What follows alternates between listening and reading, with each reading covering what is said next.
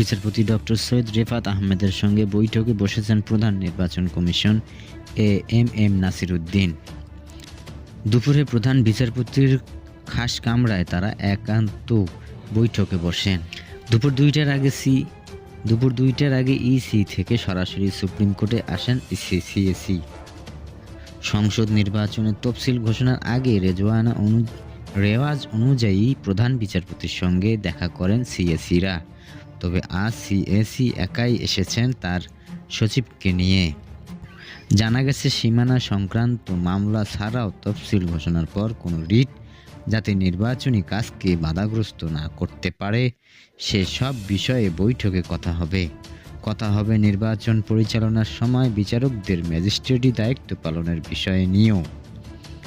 এদিকে 11 জাতীয় সংসদ নির্বাচনে গণভোট তফসিল ঘোষণা এবং তা প্রচারের লক্ষ্যে প্রধান নির্বাচন কমিশন সিএসি এম নাসির উদ্দিনের ভাষণ বুধবার 10 ডিসেম্বর বাংলাদেশ টেলিভিশন বিটিভি ও বাংলাদেশ বেতার রেকর্ড করা হবে। 11 জাতীয় সংসদ নির্বাচনে গণভোট তফসিল চূড়ান্তর মধ্যে প্রধান বিচারপতির সঙ্গে সাক্ষাৎ করেছেন প্রধান নির্বাচন কমিশন।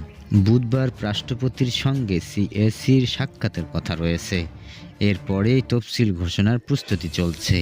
ইতিমধ্যে প্রধান উপদেষ্টার সঙ্গে বৈঠক করে প্রস্তুতি অবহিত করার পাশাপাশি সহায়তার জন্য ধন্যবাদ জানিয়ে এসেছেন পুরো কমিশন। ফেব্রুয়ারির প্রথমার্ধে ভোটের জন্য চলতি সপ্তাহের মধ্যে তফসিল দেওয়া কথা রয়েছে। এমন পরিস্থিতির মধ্যে ভোট সামনে রেখে নানান ধরনের আইনি জটিলতা ও সহায়তার বিষয়ে মঙ্গলবার প্রধান বিচারপতির সঙ্গে সাক্ষাৎ করছেন প্রধান নির্বাচন কমিশনার। সাক্ষাতের জন্য দুপুর 1:15টায় নির্বাচন ভবন থেকে বের হন সিএসি। সীমানা নির্ধারণ সংক্রান্ত রিট ও প্রতীক বরাদ্দের পর প্রার্থিতা ফিরে পাওয়া নিয়ে আদালতের দায়রস্থ হন অনেকে। এসব বিষয়ে আলোচনা হতে পারে বৈঠকে।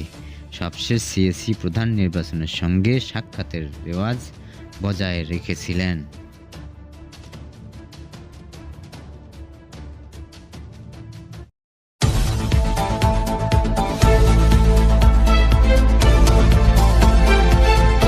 বেগম রোকেয়ার আদর্শ অনুসরণ করে নতুন বাংলাদেশ বিনির্মাণের সবাইকে এগিয়ে যাওয়ার আহ্বান জানিয়েছেন প্রধান উপদেষ্টা ডক্টর মোহাম্মদ ইউনূস।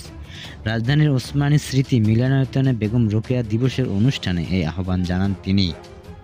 প্রধান উপদেষ্টা বলেছেন, বেগম রোকেয়া যদি স্বপ্ন দেখতে পারে আমরাও তো পারি স্বপ্ন দেখতে, অসুবিধা কি?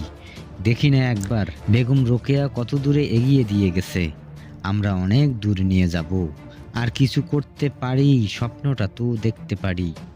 বেগম রোকেয়া তাই করেছেন, স্বপ্ন দেখে গেছে, বেশি কাজ করতে পারেনি।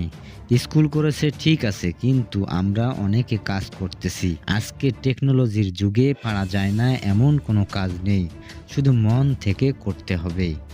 তিনি বলেন, আজকের যে নারী সমাজ, গণ অভ্যুত্থানের পরবর্তী নারী সমাজ যেটা ভিন্ন নারী সমাজ, নতুন বাংলাদেশ গড়ার নারী সমাজ এদের মাধ্যমে এই নতুন বাংলাদেশের যাত্রা শুরু। তারা শুধু নারীদের নয়, সবাইকে উদ্বুদ্ধ করে। সেই জন্যই তাদের উঁচু করে ধরে রাখা আমাদের জন্য এত দরকার। বেগম রোকেয়ার মতো যেন না হয়। সুন্দর লিখে গেছেন, আমরা পড়তেই ভালো লেগেছে। ঝাঁকুনি দিতে হবে, এক জায়গা থেকে আসবে না, প্রত্যেক জায়গায় জায়গায়।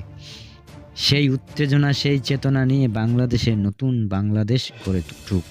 প্রধান উপদেষ্টা বলেন, বেগম রোকেয়ার স্বপ্ন দেখেছে, সাংঘাতিক রকমের স্বপ্ন। এরকম স্বপ্ন মানুষ দেখতে পারে, সেই আমলে একটা বিশ্বাস করা যায়। আজকে মনে হয় সুন্দর কথা বলেছেন, সুন্দর কথা নয়, বিপ্লবী কথা। সমস্ত সমাজকে ঝাঁকুনি দিয়েছেন। তিনি বলেন, ভবিষ্যৎ চিন্তা সে করেছে। একটা বাক্য দেখে অবাক হয়ে গেলাম। বলেছে, নারী কন্যাদের লেখাপড়া শেখাও যাতে তারা অন্ন উপার্জন করতে পারে। সে 100 বছর আগের কথা, অন্ন উপার্জন করতে পারে, চাকরির কথা বলে না। আজকে আমরা বলছি উদ্যোক্তা হতে হবে।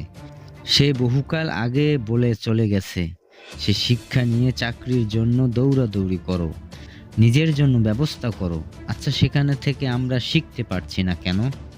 ডক্টর মোহাম্মদ ইউনূস বলেন, আজকে যারা পুরস্কার পেলেন তারা শুধু বাংলাদেশে নয়, সারা বাংলাদেশকে তারা অন্য এক পর্যায়ে নিয়ে গেছে। এটা যুগান্তরী পুরস্কার।